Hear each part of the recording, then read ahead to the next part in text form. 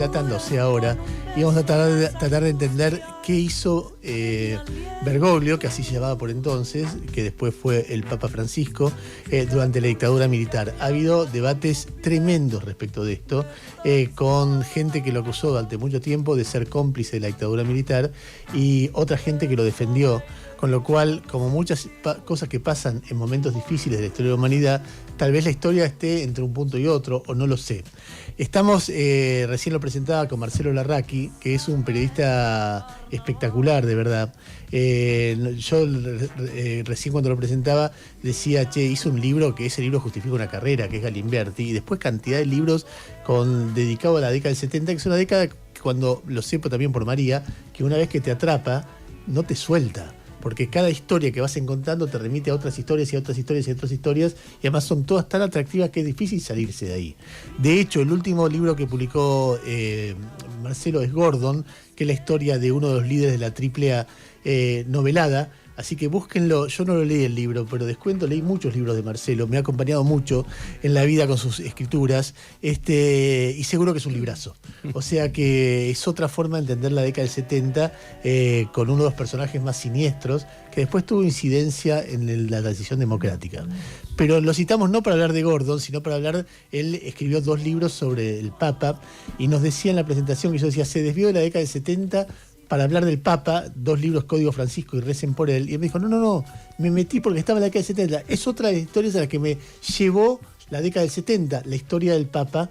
Y decía, todo empezó con un café con Alicia Oliveira, que era una abogada de derechos humanos muy aguerrida, muy valiente, muy combativa, muy peronista también. Sí. ¿Y ese café, qué pasó en ese café? Bueno, ese café me iluminó, fue mi propio Dios de alguna manera. Imagínate, yo soy agnóstico, lo sigo siendo, y siempre me sentí alejado de la iglesia. Y charlando con ella, vi como un Bergoglio mucho más cercano que me decía, no, él los protegió a la gente, no era un mártir, no fue un mártir, no quiso ser un mártir, no levantó la voz pública denunciando la dictadura, pero se preocupaba por entregar pasaportes clandestinos para que se fueran del país. Guardar a los curas de Angelelli que habían en la época de la dictadura que estaban en la diócesis de La Rioja siendo perseguidos, los guardaba en el Colegio Máximo de San Miguel. Algunos los ponía a trabajar y los presentaba como empleados. Pues no, este es empleado, es el jardinero, etc. Es decir, él guardó muchísima gente. De hecho, que yo mencionaba a la madre de Plaza de Mayo, en Balestrino, Carega de Balestrino, en un momento le da toda la biblioteca comunista para que se la guarde en la dictadura. Y Bergoglio se guarda todos los libros marxistas, y esa es la persona que dice que ella le enseñó a ver la política cuando tenía 20 años. Ahora, el problema clave, que todo eso queda como de lado, ¿no? Como dice, el tipo protegió. A ver, hay algo que para mí, y eso, Napoleón, tiene que ver con los valores de cada uno, que es un contrasentido, que es pedirle juzgar a las personas que conviven con la dictadura en función de su heroísmo. Por supuesto que hay héroes, qué sé yo, uno piensa la desaparición de Monseñor Angelelli, no sé si lo transforma en un héroe, pero sí lo transforma en un mártir. Hay gente que se juega la vida por denunciar cosas y hay otros que no y que siguen la vida como pueden, y en el medio tienen gestos que son de grandeza y gestos que tienen que ver con el miedo o con autoprotegerse o tal vez con proteger a otros también, que si fueran más, verbalmente más denunciantes, perderían la posibilidad de proteger a otras personas porque ellos quedarían desprotegidos. ¿Cómo lo ubicás a Bergoglio acá? Bueno, en ese héroe silencioso que vos decís, pero vos no me diste una mano y vos no te das cuenta que te dio una mano. Es decir, con el caso de Giorgio Jalich, que yo ahora es difícil resumir algo que trabajé varios años, que fui a Roma, que leí las cartas de Giorgio Jalich, que hablé con las familias. Giorgio y Jalich son 2 sacerdotes que eran jesuitas, o sea, de la orden de Bergoglio, que son detenidos durante la dictadura militar. Sí, pero estaban en una comunidad de base que Bergoglio como titular levantó las comunidades de base, porque porque ustedes los van a secuestrar y se los van a llevar a todos. Entonces él levanta, da la orden. Que son curas que trabajaban en la comunidad de base en Flores Sur, ¿no? Entonces, y había mucha gente de militancia montonera, y obviamente, esto no es para estigmatizar, pero en plena dictadura militar, una comunidad de base, militancia montonera, etcétera, levantan gente y estaban levantando. Entonces, la pelea que tiene Bergoglio es teológica, pero esta es pastoral, y es también el sentido de lo que tenés que hacer como para proteger la vida. A ver, y esto es lo que buscó Bergoglio. Lo que entiendo es que el dilema de Bergoglio era: los curas no querían abandonar la comunidad de base. Exacto. Y él quería que los acomode, que lo abandonen. Que volvieran al colegio máximo. Claro, que se protejan. Quería reunir a su rebaño en el colegio máximo. Y en esa discusión, la dictadura lo empieza a presionar para que los saque de ahí. No, la dictadura no. La dictadura ahí en ese diálogo no participa. Lo que hace la dictadura en 23 de mayo es golpear una puerta y levantar a los curas. En el medio de la pelea. En el medio de la pelea entre él y los curas. Entre Bergoglio y los curas, entra la dictadura y los levanta. Ahora, mirá lo que pasa. Estos, los levantan a los curas, y Bergoglio lo va a ver a Macera y lo va a ver a Videla 2 veces. Pidiéndole que los liberen. Sí, pidiéndole que los liberen. Los tienen ustedes, les dicen. Entrégamelos. Y logra que los liberen a los 6 meses. Bergoglio. Ahora, mirá esta situación. Vos, mirá qué interesante que es, porque al año siguiente, la Universidad de El Salvador le da el honoris causas a Macera. Y Bergoglio tenía el dominio, ¿no? Ahora, Bergoglio no va a esa ceremonia. Es decir, si vos me decís, el tipo negoció por la vida de los curas, sí. ¿Qué le pidió Macera? Y por ahí le pidió, no lo sabemos. Pero el tipo dice, ¿querés un salón? Le dio un salón de la psicopedagogía. Toma este papel. Toma este papel, ahí, hacete tu actito. Yo te voy a decir una cosa. Voy, y no participa. Te voy a decir una cosa.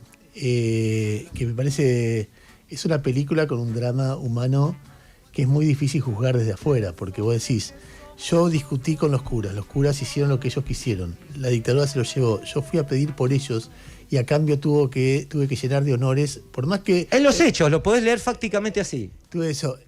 El tipo en el medio está enfrentado a un dilema que es de una película. Es muy difícil de juzgar porque cada uno con sus valores. Si vas a encontrar a alguien que quiera que Bergoglio sea de Rodolfo Walsh, no va a ser Rodolfo Walsh.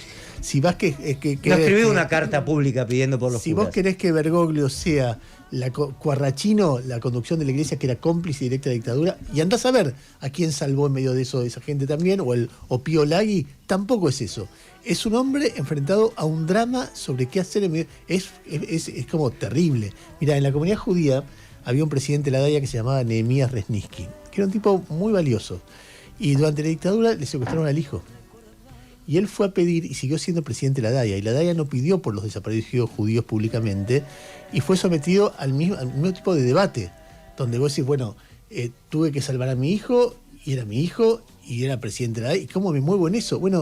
Hay preguntas que no tienen respuesta. Es cada uno hace lo que puede en el momento que le toca con lo que le toca. Es lo que yo me acerco cuando pienso en esos años, ¿no? Decime, ¿no? Sobre la denuncia sobre Bergoglio y su accionar frente al caso de estos 2 curas, leí estos días que fue utilizada, quiero saber si efectivamente fue así, que fue utilizada por Monseñor Aguer y por quienes estaban en contra de Bergoglio en la iglesia argentina, para que en 2005 no fuera electo papa, que podría haber sido electo papa en 2005, pero que esa denuncia fue de alguna manera panfleteada en el colegio. Es cierto, y la panfletearon los sectores conservadores, como diciendo, no fuiste lo suficientemente héroe de estos zurdos, curas montoneros, digamos, claro. para ponerlo en evidencia. Sí. Igual no creo que haya tenido incidencia, porque la iglesia estaba en otra cosa en ese momento. En la elección del cónclave de 2005 tenía otros problemas, pero sí, llegó por mail esa denuncia. Aún así es Bergoglio quien decide no seguir con la carrera en el cónclave, porque él se da cuenta que va a asumir en una iglesia partida, y es como que Europa necesitaba un bonus track después del papado de Juan Pablo II. Querían otro europeo para continuar. Un papado muerto, que fue el de Ratzinger, fue un papado que Marcelo, la Iglesia perdió mucho tiempo. ¿Pudiste hablar con él sobre el episodio de los dos curas? Sí, bueno, no, yo me manejaba con él por mail. Con los de los curas no, porque a mí me quedó suficientemente claro. Leí su testimonio en el juicio que se hizo. Hablé con las familias y leí todos los papeles. ¿Y las familias de los curas qué decían? Bueno, estaban mal por Bergoglio, porque decía, no, la pelea fue tan grande y en el medio te genera una confusión. Y cuando uno dice, bueno, vos podés leer, le soltó la mano. Bueno, yo digo, no sé si le soltó la mano, simplemente estaba discutiendo en una pelea. Es lo mismo que vos te estás peleando con alguien y alguien secuestra a ese que vos... y vos te estabas peleando por un tema sobre el riesgo que tenían.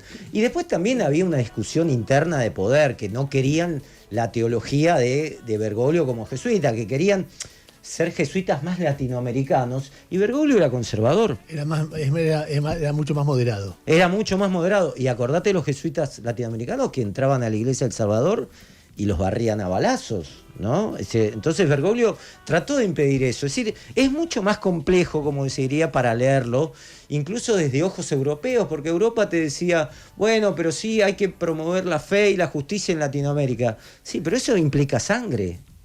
¿Vos sabés que es un libro en sí mismo esa historia? Bueno, ahí está. Ahí tengo 200 páginas sobre ese tema. Sobre ese tema en Código Francisco. Código Francisco, sí. Claro, Okay. porque es un drama de una dimensión humana terrible, sí. Porque además después, cuando pasa el tiempo, vos lo resolvés como podés. Tenés la culpa de haberle dado una medallita a Macera, pero la alegría de haberlo salvado, pero la tristeza de no haberlos protegido lo suficiente, tal vez algo de culpa y qué sé yo. Y después cambia el contexto y se empieza a discutir en otro contexto eso. Entonces, qué sé yo, gente que por ahí no estuvo durante la dictadura empieza a decir cómplice de la dictadura, y el tipo tiene todo el derecho de decir, che, vos no estuviste ahí, no sabés lo que fue, no sabés cuáles eran mis dilemas. Hubo un momento en que eso se transformó en algo muy taxativo, la palabra cómplice de dictadura sin conocer el contexto, muy poco humano, claro, en términos de comprensión de qué le pasaba a cada uno. Pero además los curas aparecieron, no, sí, desaparecieron 6 meses.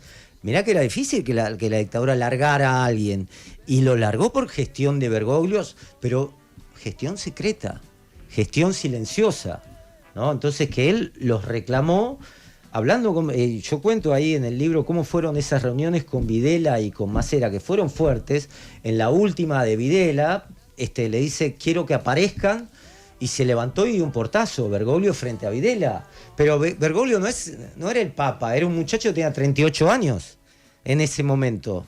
Digo, estamos hablando de un muchacho, titular de la Compañía de Jesús, pero ahí mismo, cerca, en San Miguel, acababan de desaparecer 2 curas salesianos. Ahí mismo, de la Orden de Salesianos. A 20 cuadras de donde estaba Bergoglio. Bueno, mataron a Angelelli y a Ponce de León, que eran obispos. Entonces digo, no, por esto la dimensión de la historia y mirar más de cerca y sin los preconceptos también. Lean, ¿qué opinas?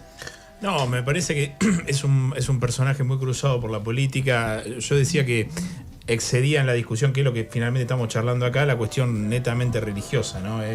Lo de ayer fue una pérdida de un liderazgo que yo al menos no le encuentro reemplazo. Ayer lo hablaba con Olivieri, el que fue secretario de culto de Cristina.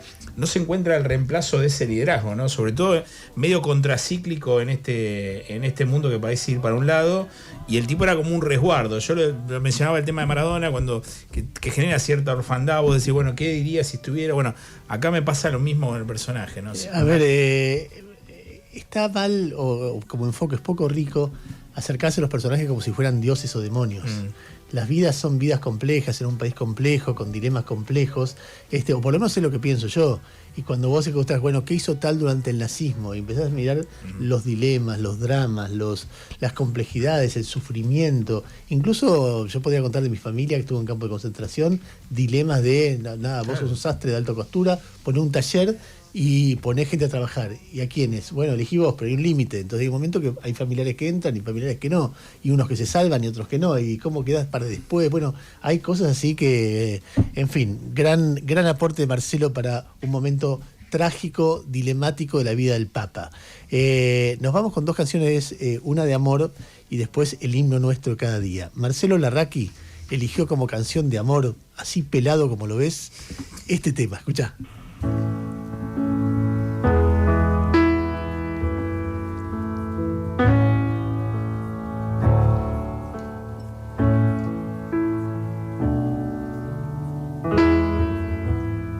A te che sei l'unica al mondo, l'unica ragione per arrivare fino in fondo ad ogni mio respiro. Quando ti guardo dopo un giorno pieno di parole, senza che tu mi dica niente, tutto si fa chiaro.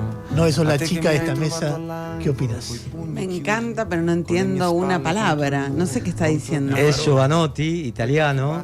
Es una canción de inicio de relación. Ok. No, es el arranque a las 2 semanas, 3 semanas, que ya el deslumbramiento. Decime alguna de las frases. Y está diciendo así todo a te, bueno, tendría que escucharla. Yo viví en Italia, manejo el italiano, entonces que es muy sentida. Dice todo lo que representa para él esta persona, que es un huracán, que es la esencia de sus días. Tendría que ahora escucharla para traducir. Claro, salía para el comienzo, después le quedó para la segunda parte. Que... Ese es el arranque fabuloso. A ver, poné un poquito más. Il mio amore grande, a te che hai preso la mia vita, ne hai fatto molto di più. A te que hai dato senso al tempo. a vos que tomaste mi vida y has hecho mucho de más. A ver, si andan por la librería, busquen Gordon de Marcelo Galarraqui o los 2 libros del Papa, Código Francisco y Recen por él. Gran escritor, gran periodista, un lujo haberlo tenido, gracias Marcelo. Y nosotros nos vamos, ahora vamos a